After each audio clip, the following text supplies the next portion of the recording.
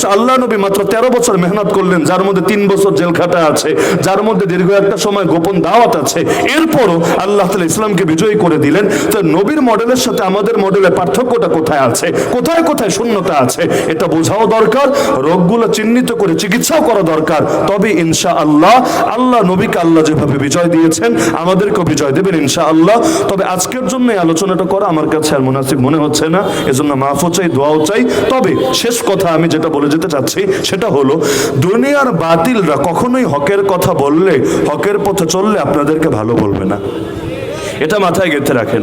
যতদিন আল্লাহর দিন জিন্দা না হবে, যতই সুশীল সাজতে চান, যতই প্রগতিশীল সাজতে চান, যতই ভালো মানুষ এলি সাজতে চান, এই বাতিল কোনোদিন আপনার উপর খুশি হবে না। যদি হতো, আল্লাহ নবীর চাইতে উত্তম আখলাকের অধিকারী কেউ ছিল না। আজও পর্যন্ত আল্লাহ নবীকে গালি দেওয়া হয়, আজও পর্যন্ত আল্লাহ নবীর কার্টুন আঁকা হয়, আজও পর্যন্ত আল্লাহ নবীর সামনে ব্যঙ্গ বিদ্রুপ করা হয়। এই যে ফ্রান্সে নবীর কার্টুন আঁকা হয়েছিল শার্লি আব্দো পত্রিকায়, আজও পর্যন্ত ফ্রান্স সরকার ক্ষমা চেয়েছে, পারলে কোনো প্রমাণের দেখান। এই যে বিজেপি নেতা আল্লাহ নবীর সামনে বেয়াদবি করলো, প্রথমে গালি দিল, পরবর্তীতে এটার বিরুদ্ধে সরকার অ্যাকশন তো নিলই না, যার কারণে পরবর্তীতে ওদের এক পুরোহিত নবীর মূর্তি বানালো, মূর্তি, এবং প্রকাশ্যে লাইভ করে হুমকি দিল, হে মুসলমানরা দেখ তোদের নবীর মূর্তিকে কিভাবে পোড়াই, কিভাবে ভস্ম করি। এই যে বেয়াদবিগুলো হচ্ছে কি কারণে? আল্লাহ নবীর চাইতে উত্তম আখলাক তো আর অর্জন করতে পারবেন না, আল্লাহ নবীর চাইতে ভালো শিক্ষা তো আর জাতিকে দিতে পারবেন না। সুতরাং মাথার মধ্যে এটা গেঁথে নেন, দুনিয়ার লোকে ভালো বললেও কিচ্ছু আসে যায় না, মন্দ বললেও কিচ্ছু আসে যায় না।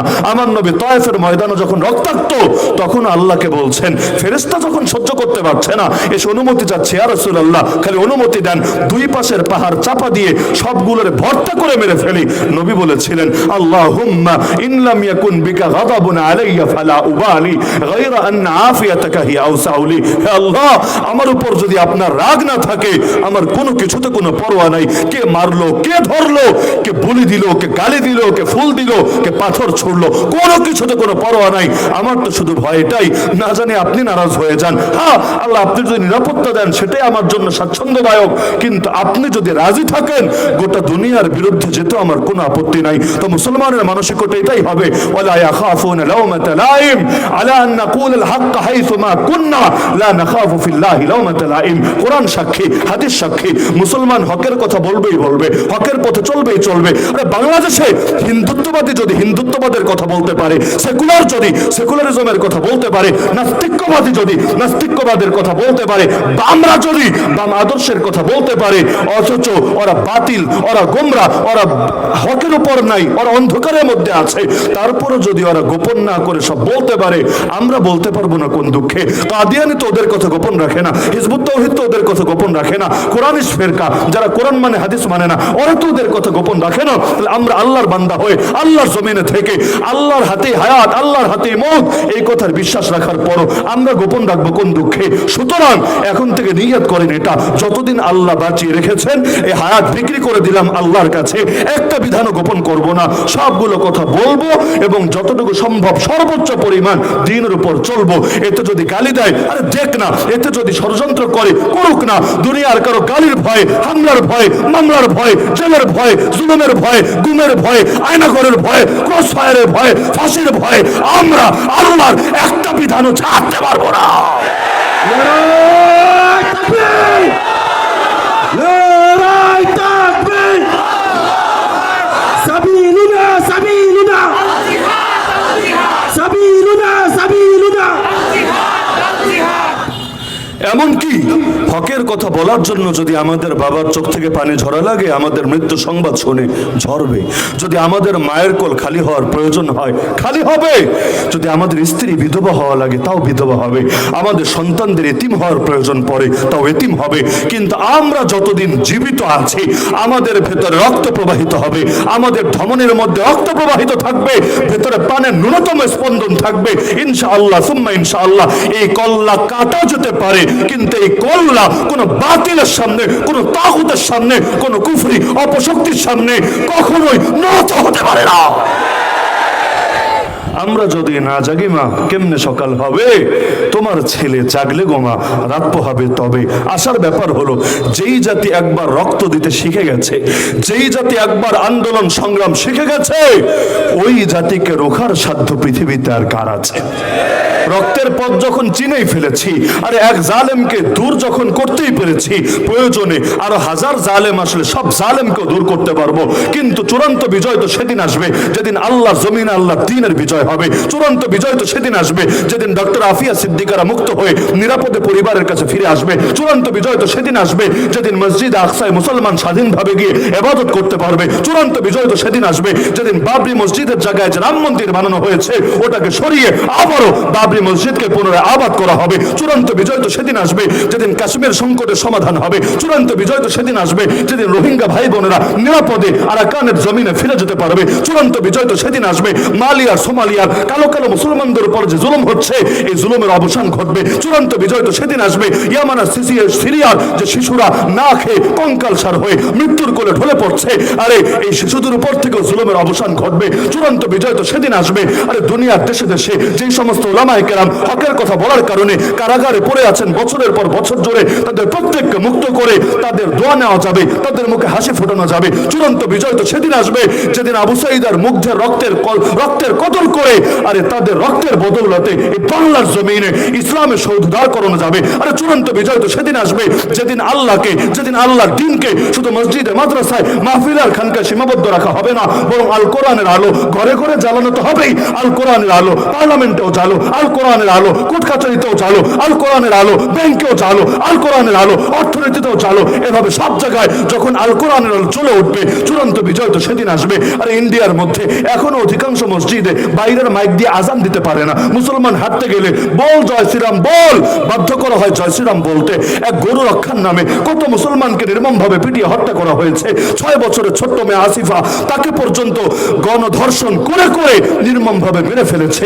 এই সকল জুলুমের অবসান যতদিন না হবে, এই মাজলুমদের রক্তের বদলা যতদিন না হবে, ততদিন পর্যন্ত থেমে যাওয়ার সুযোগ নাই, দমে যাওয়ার সুযোগ নাই, বসে থাকার সুযোগ নাই। একটা মাত্র হায়াত, একটা মাত্র জান, এটা আল্লাহর পথে কোরবান করে এগিয়ে যেতে হবেই হবে, এগিয়ে যেতে হবেই হবে। আরে মরা লাগলে হাসি মুখে মৃত্যুর সুধাকে পান করব। আমাদের আলেমরা যদি লাশ হয়ে বের হতে পারে কারাগার থেকে, আমরা কেন পারবো না তাদের মতো করে শাহাদাতের পথকে বেছে নিতে? তো যতদিন বেঁচে আছি পারবো না বাতিল শক্তির সাথে কোন ধরনের আপোষ করতে।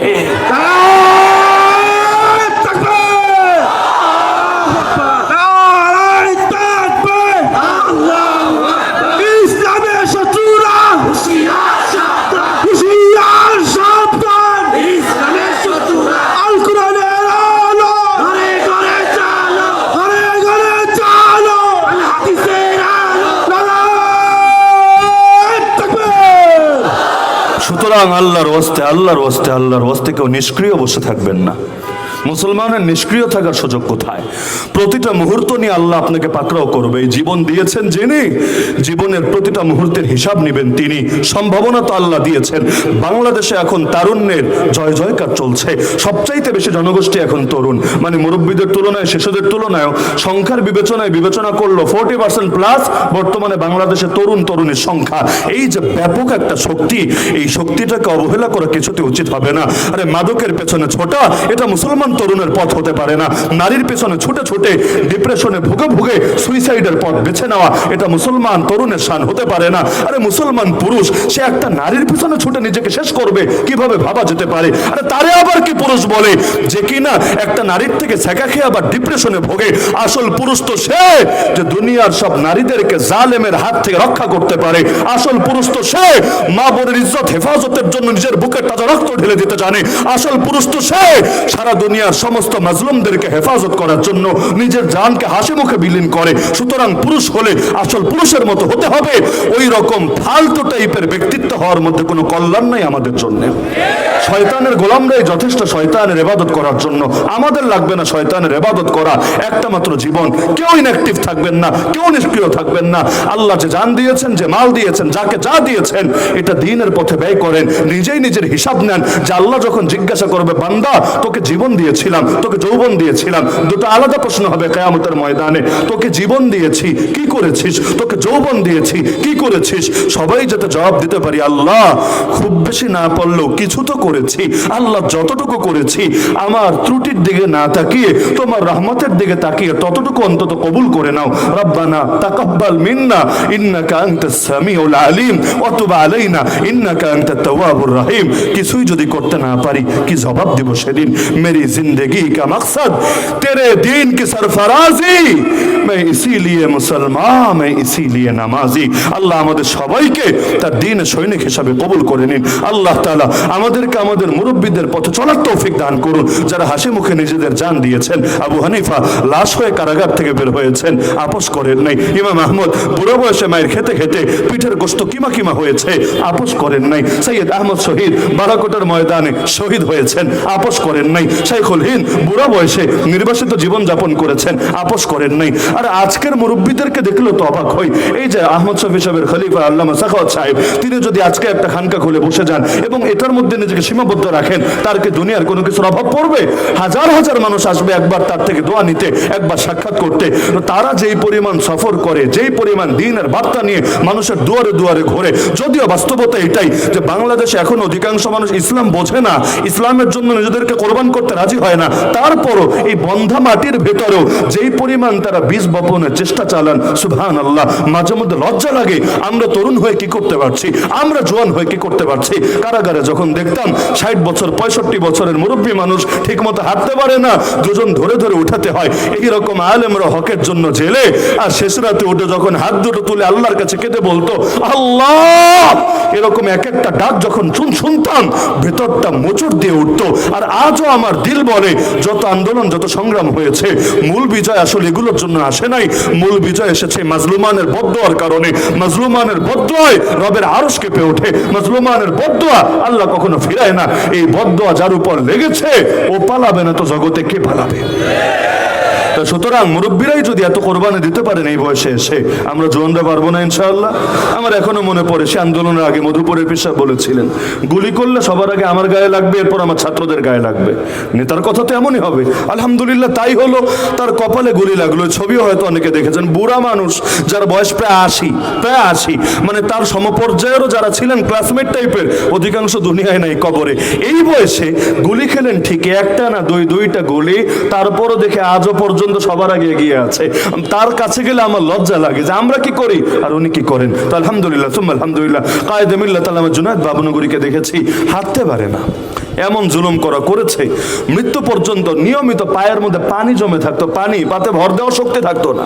এমনকি ওই যে বাটন ফোন একটা ছিল, অ্যান্ড্রয়েড তো বোঝেই না, বাটন ফোন একটা ছিল, মাঝে মাঝে এত দুর্বল হতো হাতে নিয়ে, মানে কল যে রিসিভ করবে, যে চাপটা যে দিবে, শক্তি পেত না, পাশ থেকে রিসিভ করে দেওয়া লাগতো। এই পরিমাণ কষ্টের ভেতরে ছিলেন। তো সকলে জানেন, সকলে আমরা সবাই যখন জেলে, ওই সময়ও কিন্তু আপোষ করেন না, আলহামদুলিল্লাহ, মৃত্যু পর্যন্ত হিম্মত দেখিয়ে গিয়েছেন। এগুলো তো কাছাকাছি সময়ের কথা, 1000 বছর আগের কথা শোনাচ্ছি না। 1000 বছরের আগে তো আছে, 1000 বছরের আগের ইতিহাস। সুতরাং মুরব্বীরা যদি এতটা পারেন, আমরা পারবো না ইনশাআল্লাহ? সেকুলারিজমের পেছনে ছুইটার না। গণতন্ত্রের নামে দিল্লি তন্ত্র আর ওয়াশিংটন তন্ত্র আর ভুয়া তন্ত্র আর ইসরায়েল তন্ত্র, এগুলোর পেছনে ঘুরা জীবনটারে বরবাদ করেন না। জনগণের সার্বভৌমত্ব কায়েমের জন্য যদি আপনার জীবন যায়, ডাইরেক্ট গিয়া জাহান্নামে পড়বেন। জাহান্নামে যেতে হিসাব নিকাশও লাগবে না। আল্লাহ সার্বভৌমত্ব প্রতিষ্ঠার জন্য যান কোরবান করেন, রক্তের প্রথম ফোঁটা মাটিতে গড়িয়ে পড়ার আগে আল্লাহ মাফ করে দিবেন। জাফর তাইয়ার দুটো হাত কোরবান করেছিলেন কেন? কালেমার পতাকাটারে উঁচু রাখার জন্য, আর কিছু না। নবী পতাকা দিয়েছেন, পতাকা পড়ে গেলে যুদ্ধ শেষ, সবাই বুঝবে হার মেনে নিয়েছে বা সন্ধি করেছে। ডান হাত দিয়ে ধরে রেখেছিলেন, একজন কোপ মেরেছে কাফের এসে, ডান হাত কেটে গেছে। বাম হাত দিয়ে ধরে ফেলেছেন খপ করে, আবার কোপ মেরেছে, এটাও কেটে গেছে। কিন্তু তিনি ভেবে পাচ্ছেন না, হাত গেছে যাও, কিন্তু আমি জিন্দা থাকতে নবীজির দেওয়া পতাকা মাটিতে পড়বে, এটা তো মেনে নেওয়া যায় না। এবার বাকি কাটা অংশ দিয়ে, এই বাহুটা দিয়ে কোন রকম জড়িয়ে ধরে রাখলেন, তবুও কাফেরের মন গলল না। চূড়ান্ত এক আঘাত হানলো, শহীদ হয়ে গড়িয়ে গেলেন। কিন্তু শেষ মুহূর্ত যতক্ষণ নিজে দাঁড়ানো শেষ মুহূর্ত পর্যন্ত কালেমার পতাকাটাকেও সমুন্নত রাখলেন, দাঁড় করিয়ে রাখলেন। আল্লাহ নবীজি তার কথা শুনিয়ে কেঁদে ফেললেন। নবী বললেন, আরে আমি নিজে দেখেছি এই যে জাফর আল্লাহর জন্য দুটো হাত কোরবান করেছে, বিনিময়ে আমার আল্লাহ জান্নাতের মধ্যে জাফরকে দুটো ডানা দিয়ে দিয়েছে। সেই জাফরকে আমি দেখেছি জান্নাতে ডানা মেলে মেলে উড়ে বেড়াচ্ছে। এজন্যই তার নাম বলা হয় জাফর তাইয়ার। আরে আল্লাহর কি কুদরত। হানজালা রাদিয়াল্লাহু আনহু ফজরের নামাজে গেলেন, নবীজির মদিনার মসজিদে নামাজ পড়ে ঘরে ফিরে আসছেন। স্ত্রী একরকম জোরাজোরি করছেন। এক পর্যায়ে তিনি অনন্যপয় হয়ে স্ত্রীর সাথে মেলামেশাও করলেন। গোসল ফরজ, এমন সময় ডাক আসলো নবীজির থেকে, জিহাদের ডাক। সঙ্গে সঙ্গে রণাঙ্গনে নেমে গেলেন। সেই যে নেমে গেলেন আর ফিরতে পারলেন না, ফরজ গোসলেও টাইম পেলেন না, এর আগে শহীদ হয়ে গেলেন। তার স্ত্রী সংবাদ পাঠালো 4 জনের মাধ্যমে নবীজির কাছে, ইয়া রাসূলুল্লাহ, এমনকি শহীদ হওয়ার আগেই সংবাদ চলে গেছে নবীর কাছে, ইয়া রাসূলুল্লাহ, হানজালার একটু গোসলের ব্যবস্থা করে দিয়েন। সে আমার সাথে মেলামেশা করেছিল, তার গোসল ফরজ হয়ে আছে। শহীদকে যদিও গোসল দেওয়া হয় না, তার ওই রক্তমাখা কাফনের সাথেই তাকে রেখে দেওয়া হয় কবরের ভেতর, কিন্তু হানজালা শহীদ হওয়ার পরও তাকে একটু গোসলের ব্যবস্থা করেন। যুদ্ধ শেষ, পুরো ঘটনা সবাই জানেন। হানজালাকে ফেরেশতারা নিয়ে গোসল দিয়ে এনেছিল, কিন্তু সবার কৌতূহল তার স্ত্রী আগেই খবর কিভাবে পাঠালো, স্ত্রী কেমনে জানলো সে শহীদ হবে? শহীদ হওয়ার আগে তো জানার কথা না, তাহলে কেমনে জানলো? এবং যার জন্য সাহাবীদেরকে উদ্যোগ নিতে হয়েছিল তার গোসল দেওয়ার জন্য, পরবর্তীতে তো ফেরেশতারা গোসল দিয়েই ফেলেছে। স্ত্রীকে গিয়ে জিজ্ঞাসা করলো, সে বলল, রাতে যখন ঘুমিয়েছিলাম স্বপ্ন দেখলাম আমার চোখের সামনে জান্নাতের দরজা খুলে গেছে। আমার স্বামী হানজালা সেই দরজার ভেতর দিয়ে প্রবেশ করেছে। প্রবেশ করা মাত্র আসমানের দরজা আবার লেগে গেছে। এটা দেখে আমার বুঝতে আর বাকি না, যেই যুদ্ধে হানজালা বের হবে সেখান থেকে আর ফিরতে পারবে না, বরং পাখি হয়ে উড়ে যাবে রবের জান্নাতে। এজন্য তার শাহাদাতের সংবাদ পাওয়ার আগেই আমি নিশ্চিত ছিলাম এবং তোমাদেরকেও জানিয়ে দিয়েছিলাম যাতে তার গোসলের ব্যবস্থা করা হয়। আর তাকেও বলে দিয়েছিলাম এটাই শেষ সাক্ষাৎ, আর হয়তো দেখা হবে না দুনিয়ায়। মুসলমান তো এমনই, এজন্য সেই সাহাবীর ঘটনা কে না জানে। তাকে জ্বলন্ত, আরে বিশাল এক ড্যাগ, এর ভেতরে তেল টকবক করে ফুটছে, তার চোখের সামনে তার 2 সাথীকে এখানে ফেলে শহীদ করা হয়েছে, তাকেও ফেলা হবে, তার সিরিয়াল। কিন্তু সেই ড্যাগের সামনে গিয়ে চোখ থেকে পানি গড়িয়ে পড়ছে। বাদশা অবাক, এতক্ষণ এত মারলাম, এত জুলুম করলাম, তোর চোখ থেকে পানি ঝরলো না, এত অফার দিলাম, তাও তুই খ্রিস্টান হলি না, আর এখন চোখের সামনে নিশ্চিত মৃত্যু দেখে তুই কাঁদছিস না? ঠিক আছে, কান্নাকাটি বাদ দে, এখনো খ্রিস্টান হয়ে যা। তোকে যেই লোভ দিয়েছিলাম সব দিব তোকে, তুই তোর ধর্ম পাল্টা, তোর মতো সেনাপতি আমার দলে আসলে আমার বড় উপকার হবে। সেই সাহাবী এবার গর্জে উঠলেন, আরে নরাধম, তুই কি ভেবেছিস আমি মৃত্যুর ভয়ে কাঁদি? আল্লাহর কসম, মুসলমান মৃত্যুর ভয়ে কাঁদে না রে জালেম। আমি তো এজন্য কাঁদছি, মাত্র একটা জীবন আল্লাহর রাহে কোরবান করতে পারছি। কিয়ামতের দিন কোন পুঁজি নিয়ে দাঁড়াবো আল্লাহর সামনে? আমার গায়ে যেই পরিমাণ পশম আছে, এই পরিমাণ প্রাণ যদি থাকতো আর প্রতিটা প্রাণ আল্লাহর জন্য কোরবান করতে পারতাম, তাহলে না কিছু একটা নিয়ে কিয়ামতের দিন আল্লাহর সামনে দাঁড়াতে পারতাম। এখন কাছে এই ভয়ে, মাত্র একটা জীবন, আরে আল্লাহকে এটা দেখে আমাকে মাফ করবে? কারণ অতীতে যা করেছি আল্লাহকে শুধুমাত্র একটা জীবন কোরবানের জন্য আমাকে মাফ করবে নাকি পাকড়াও করবে? আরে নারী পর্যন্ত হাজির কোলের বাচ্চা নিয়ে, ইয়া রাসূলুল্লাহ দুধের বাচ্চাটাই নিয়ে যান। আরে দুধের বাচ্চা নিয়ে কি হবে? ইয়া রাসূলুল্লাহ কি করব বলেন? প্রাপ্তবয়স্ক যারা ছিল আগেই পাঠিয়েছি, একজনও ফেরত আসে নাই, শহীদ হয়ে গিয়েছে। আজ আমি নারী, আমি তো আর পারবো না আপনাদের সাথে যেতে, চাইলেও আপনারা নেবেন না, কিন্তু দিল তো মানে না, মন তো মানে না। আপনারা জান্নাতে সওদা করবেন আর আমি ঘরে একাকে বসে থাকবো। এজন্য যা ছিল তাই আপনার খেদমতে এনে হাজির করে দিলাম। ইয়া রাসূলুল্লাহ, যদিও জানি এই বাচ্চা যুদ্ধ করতে পারবে না, কিন্তু তাকে আপনার কোন সাহাবীর কোলে দিয়ে রাখবেন। জালেম যখন আপনার বুকে তীর মারবে, বর্ষা মারবে, সেই সাহাবী আমার বাচ্চাটাকে ঢাল হিসাবে আপনার বুকের সামনে পেতে ধরবে। জালেমের তীর এসে, বর্ষা এসে আমার বাচ্চার কলিজাটাকে, বুকটাকে এফরফর করে দিয়ে যাবে, কিন্তু তার প্রাণের বিনিময় হলো ইয়া রাসূলুল্লাহ আপনার প্রাণটা সুরক্ষিত থাকবে। কিয়ামতের দিন আল্লাহর সামনে গর্ব করে বলতে পারবো, হে আল্লাহ, আমি শহীদের মা, আমার সন্তানের জান কোরবান হয়েছে তোমার নবীর জাতে পাকের হেফাজতের জন্য। তো সুতরাং আল্লাহ, এই ওসিলায় তুমি আমাকে মাফ করো। তো যদি সাহাবীরা এতটা তড়পাতে পারেন শাহাদাতের জন্য, খালিদ বিন ওয়ালিদ মরার সময় আফসোস করছেন, আমার কোলের উপর কত ভাই মাথা রেখে শহীদ হলো আর আমাকে আজকে এমনি মরতে হচ্ছে। আল্লাহ, না জানি তুমি আমারে মাফ করবা কিনা, কেন আমি শহীদ হতে পারলাম না? মরার সময় আফসোস করছেন, কেন শাহাদাত নসিবে জুটলো না? তো তারাই যদি শাহাদাতের জন্য এত দেওয়ানা হয়ে থাকতে পারেন, আমরাও পারবো না ইনশাআল্লাহ? পারবো না ইনশাআল্লাহ? তা আল্লাহ তাআলা আমাদের সবাইকে জিন্দেগি ভরা দিন কায়েমের জন্য নিজেদেরকে উৎসর্গ করার তৌফিক দান করুন। একটা মাত্র জীবন তো, কয়দিন বাকি আছে জানি না, কেউ জানি না। যেই কয়দিন আছে আল্লাহ আমাদের সর্বস্ব তার দিনের জন্য উৎসর্গ করার এবং কোরবান করার তৌফিক দান করুন। দোয়া চাই সবার কাছে আগামী রমজানের আগে। আর খুলনার মধ্যে দেখা সাক্ষাৎ হওয়ার সম্ভাবনা নাই, প্রতিদিনই সফর, বেশ দূর দূরান্তে সফর। তো সুতরাং যখনই দেখা হোক, দুনিয়াতে না হলেও জান্নাতে হবে তো ইনশাআল্লাহ। আল্লাহ যদি সবাইকে কবুল করেন, আপনাদের দোয়ার বদৌলতে আমার মতো পাপিকেও কবুল করেন, ইনশাআল্লাহ জান্নাতে মোলাকাত হবে। আর প্রথম সাক্ষাৎ হিসাবে আগেই তো বলেছি, সব কথা বলা যায় না, কিছু কিছু কথা একটু অন্যভাবে বলা লাগে। তার চাইতে বেশি হলো আপনাদের মাইকটা আমাকে বেশ কষ্ট দিয়েছে। 2 ঘন্টা বয়ানে আমি এত ক্লান্ত হই না, যা ক্লান্ত আমি ইতিমধ্যে হয়ে গিয়েছি। তা সুতরাং এখানে যদিও চিরকুট আছে যে হুজুর আরো কিছুক্ষণ করেন, কিন্তু আমার গলা বুক ইতিমধ্যে শুকিয়ে অবস্থা খারাপ, কথা বলার মতো পরিবেশ আসলে নাই।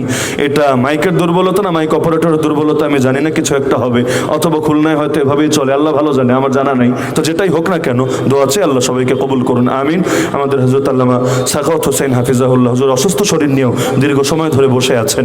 আমরা দোয়া করি আল্লাহ তাআলা হযরতকে অতি দ্রুত যাতে শেফায়ে কামেল আজল নসিব করেন। হুজুরকে খুব দরকার, আমাদেরও দরকার, ময়দানেরও দরকার। ইনশাআল্লাহ অসুস্থ মানুষের দোয়া কবুল করেন। বসেন সবাই, অসুস্থ মানুষের দোয়া কবুল করেন। হযরত এখন মুখতাসর দোয়া করবেন, আমরা সবাই তার সঙ্গে সঙ্গে আমিন বলে আল্লাহর কাছে দোয়াগুলো কবুল করিয়ে বাড়িতে ফিরবো ইনশাআল্লাহ। হ্যালো হুজুর আসেন, আমি এখানে বসে শরীক হব। সম্মানিত উপস্থিতি, আমরা কেউ না উঠে